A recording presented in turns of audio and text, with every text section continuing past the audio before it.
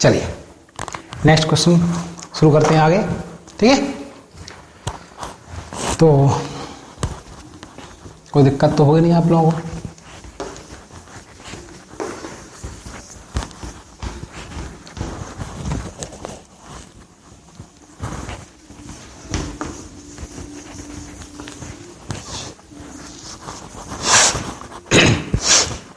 चलिए शुरू करते हैं आगे। देखो हमारे क्या है, प्रूफ वाले क्वेश्चन हो चुके हैं अब, ठीक है। यानी कि अब हम जितने दिन से क्वेश्चन कर रहे थे ना, वो कौन से कर रहे थे, सिद्ध कीजिए। देखो आपने देखा वो सब क्वेश्चन कैसे थे, सिद्ध कीजिए वाले थे, है ना। अब आपका सेकंड टाइप स्टार्ट हो रहा है। इस यूनिट में आपका 3 टाइप है। कितने टाइप है, 3। पहला कौन सा था आपका, सिद्ध कीजिए यानी कि प्रूफ दैट, वो आपका हो चुका है। सेकंड टाइप आपका जो स्टार्ट हो रहा है आज के लेक्चर में, वो है आपका समीकरण हल कीजिए यानी कि सॉल्व द इक्वेशन, ठीक है। ज्यादा क्वेश्चन नहीं करने इसके में, सिर्फ 4-5 क्वेश्चन प्रैक्टिस करेंगे, उतने सफिशिएंट है हमारे, ठीक है। तो चलो पहला क्वेश्चन लेते हैं हम, ये अपना आज क्लियर हो जाएगा, ठीक है। उससे रिलेटेड सिद्ध करने वाले और समीकरण हल करने वाले क्वेश्चन एक जैसे ही है ना, यानी प्रूफ दैट और सॉल्व द इक्वेशन वाले क्वेश्चन एक जैसे हैं। चलिए तो पहला क्वेश्चन आपका है समीकरण हल की, लिख लो आप समीकरण। ये सेकंड टाइप स्टार्ट आपका ना, ये आपका सेकंड टाइप है, सेकंड टाइप। चलिए मैं दोबारा लिख रहा हूं क्वेश्चन को। ये आपका सेकंड टाइप स्टार्ट हो रहा है।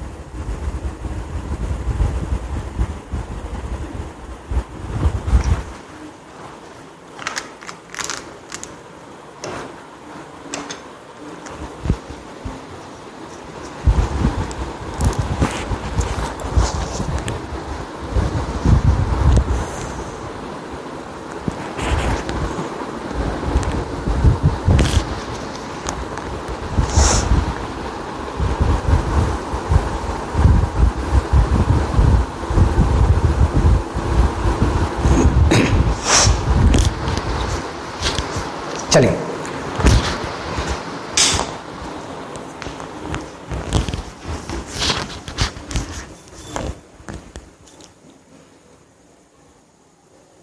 चलिए शुरू करते हैं। आज के लेक्चर में हम स्टार्ट करने वाले हैं सेकंड टाइप। सेकंड टाइप यानी कि पहला टाइप हमारा क्या था, सिद्ध कीजिए। कौन सा था, सिद्ध कीजिए, वो आपका कंप्लीट हो चुका है। अब सेकंड टाइप हमारे आ रहे हैं आज, समीकरण हल कीजिए, सॉल्व द इक्वेशन। ये एक दिन में खत्म हो जाएगा, ज्यादा क्वेश्चन नहीं करने, सिर्फ आपको 4-5 क्वेश्चन प्रैक्टिस करने हैं, क्योंकि सिद्ध करना और समीकरण हल करने में ज्यादा डिफरेंस नहीं है, ठीक है। तो आपका सेकंड टाइप स्टार्ट हो रहा है आज। तो क्वेश्चन आपका आएगा समीकरण हल कीजिए यानी कि सॉल्व द इक्वेशन। आप लिख लें क्वेश्चन सॉल्व द इक्वेशन, लेकिन ध्यान रहे क्या, सॉल्व द इक्वेशन समीकरण हल करने वाले क्वेश्चन और सिद्ध करने वाले क्वेश्चन एक जैसे ही दिखते हैं। कैसे दिखते हैं, एक जैसे। फिर आपको क्वेश्चन ऊपर पढ़ना है, सिद्ध करना है या समीकरण को हल करना है, ये आप विशेष ध्यान रखना। चलो तो हमने पहला क्वेश्चन लिया है tan inverse x + 1 + tan inverse x - 1 = tan inverse 8/31। सिद्ध नहीं करना है, क्या लिखा हुआ है, समीकरण हल कीजिए, सॉल्व द इक्वेशन। चलो तो समीकरण हल करना में और सॉल्व द इक्वेशन, सॉरी समीकरण हल करना और प्रूफ दैट करना, इस दोनों में क्या डिफरेंस है। सिद्ध करना में क्या होता है, हम LHS को लेते हैं तो हमारा RHS आता है। क्या लेते हैं हम, LHS को लेते हैं तो RHS आता है। और सिद्ध करना में, हाँ सॉरी सिद्ध करना में, और समीकरण हल करना में क्या होता है, दोनों को लेना होता है, यानी कि LHS और RHS दोनों को लेके चलते हैं। एक बार फिर बोल रहा हूं मैं दोबारा, समीकरण हल करने में LHS और RHS दोनों को लेके चलते हैं, और सिद्ध करने में हम एक को लेते हैं। LHS को लेंगे तो RHS आएगा, RHS को लेंगे तो LHS आएगा। ये आपको विशेष ध्यान रखना है, सिर्फ इतना ही डिफरेंस है। क्वेश्चन दिखेंगे दोनों एक जैसे। कुछ लोग क्या करते हैं, बिना क्वेश्चन पढ़े शुरू हो जाएंगे, LHS लेंगे और क्या लाएंगे, RHS। अरे भाई पहले क्वेश्चन पढ़ तो लो, ऊपर क्या लिखा हुआ है, सिद्ध करना है, समीकरण को हल करना है, क्योंकि दोनों क्वेश्चन एक जैसे दिखते हैं, समीकरण हल करने वाले और सिद्ध करने वाले। तो आपको ये ध्यान रखना है कि समीकरण हल करना है, सिद्ध हल करना है तो आप दोनों लेके चलोगे, LHS और RHS। और अगर प्रूफ करना है तो सिर्फ LHS या RHS लोगे। चलिए ठीक है, तो हम यहाँ पर दोनों को लेके चल रहे हैं। हमने क्वेश्चन ले लिया tan इनवर्स x प्लस 1, यहाँ लिख देना आप solve, plus tan inverse x minus 1 equal to tan inverse 8/31। Question वही है, tan inverse x plus tan inverse y।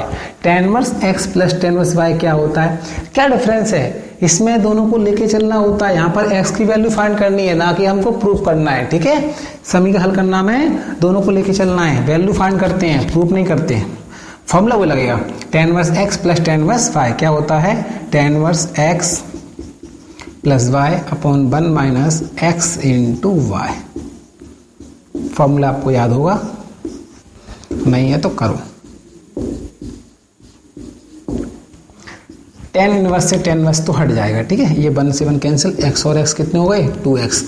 ये देखो a plus b, a minus b, a square minus b square, या into कर दो 8/31। थोड़ा यहाँ पर देखते हैं, इसको अंदर ले जाएंगे तो 1 minus x square minus minus plus हो जाएगा, ये 8/31, 2x upon 2 minus x square 8/31। अब by cross multiplication, cross multiplication यानी कि 13 गुणा कर दो आप, 13 गुणा करने पर तो इसका इसमें करेंगे 31 दूनी 62x, 8 दूनी 16 और 8x स्क्वायर, इनको इधर ले आओ, ये आएगा प्लस में, ये पहले से है ही, और ये आ जाएगा माइनस में। इसमें से कॉमन आ रहा है 2 कॉमन आ रहा है, 2 चौक 8, 2 3 6 2 1 2, 2 8 16, 2 कॉमन लेकर डाल दिया हमने, 0 में डाल दिया। अब इसे क्या कर दो, गुणनखंड कर दो, 8 चौक 32, फैक्टर आते हैं 10th क्लास में पढ़ के आए हैं ना, तो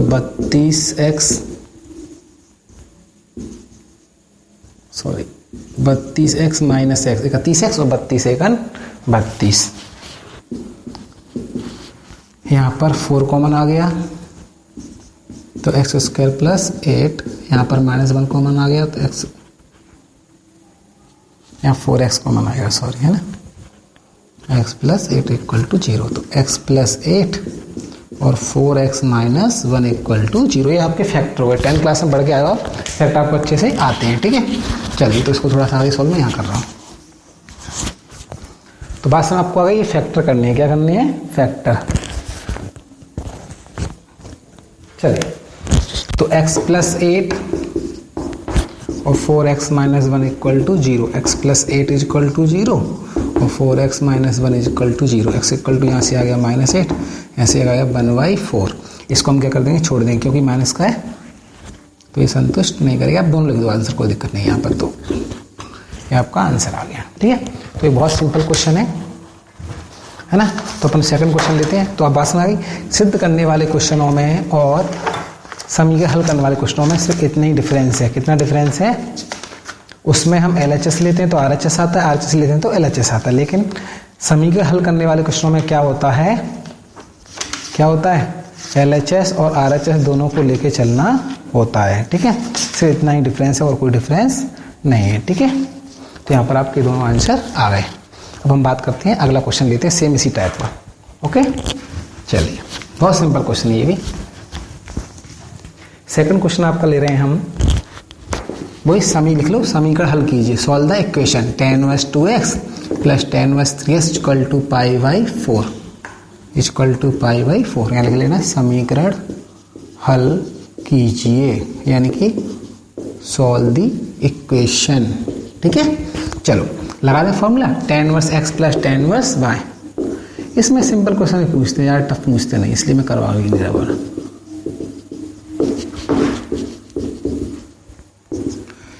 तो 2x प्लस 3x कितने हो गए 5x, और ये 1 माइनस 3 दूनी 6x स्क्वायर। ये tan इनवर्स से हो जाएगा तो क्या बन जाएगा, tan बन जाएगा, tan π/4। π/4 किसको बोलते हैं, 45 डिग्री को किसको बोलते हैं, और इसकी वैल्यू कितनी होती है, 1 होती है। ये ऊपर चला जाएगा तो 5 equal to 1 minus 6x square. इसको इधर ले आओ, ये प्लस में, ये पहले से है, ये किस में आ गया, माइनस में। फिर कर दो कोई क्या, फैक्टर करना आपको अच्छे से आते हैं, कर लोगे। 6 एकन 6 से गए तो 5 है ना, कर लोगे? चलिए तो फैक्टर कर लोगे, पर मैं करवा देता हूँ, है ना। प्लस 6x, 3 दूनी मत करना, ठीक है, गलत आ जाएगा उससे।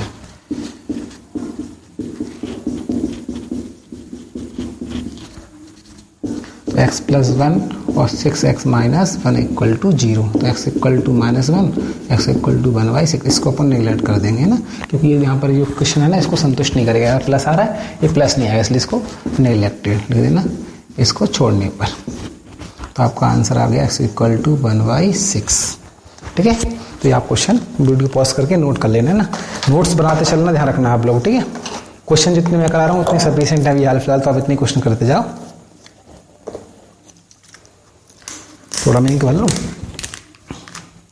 तो समझ आ गया ना आप लोग क्या करना है इसमें। tan inverse x plus tan inverse y का लगा दो फॉर्मूला, तो आपका आंसर आ जाएगा, है ना। चलिए अब आगे क्वेश्चन ले रहे हैं हम, 1 सेकेंड बस।